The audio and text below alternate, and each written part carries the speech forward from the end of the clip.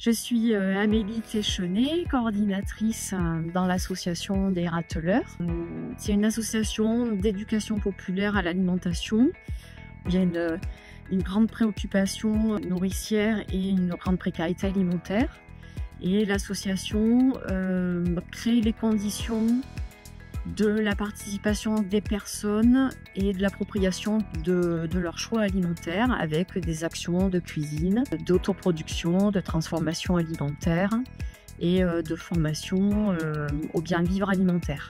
Les différentes activités qu'on met en œuvre vont de l'atelier de cuisine de rue où on installe des cuisines dans les quartiers et on invite les personnes, les habitants à venir cuisiner sur un temps assez court où on cuisine et on se raconte et on finit par autour de la table à partager ce qu'on a préparé, ce qui crée du lien social et ce qui crée également les conditions de transmission de savoir culinaire.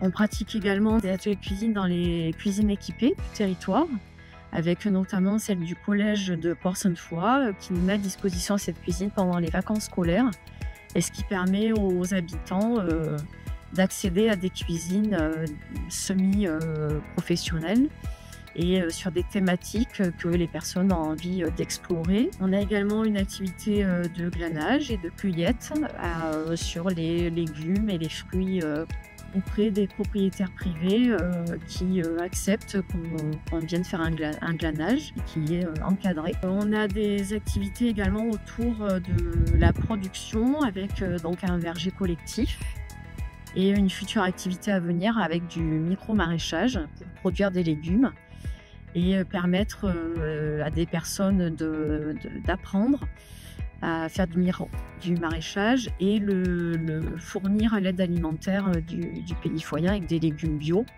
produits localement. On s'efforce dans chaque action et chaque activité de changer le regard, d'être toujours en connexion avec notre environnement, les conditions aussi climatiques, la question du sol vivant.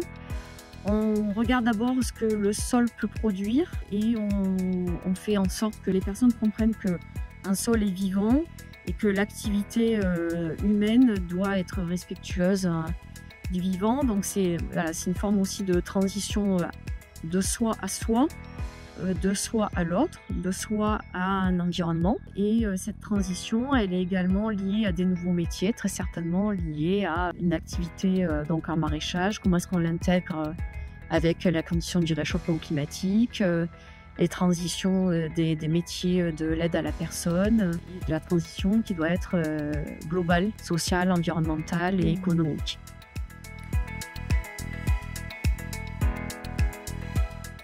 Faites-le, foncez, il y a urgence. Il y a une page à écrire dans chaque territoire avec des contextes locaux très certainement à prendre en compte aussi dans les projets et pour répondre aux besoins et trouver des solutions locales. Ouais.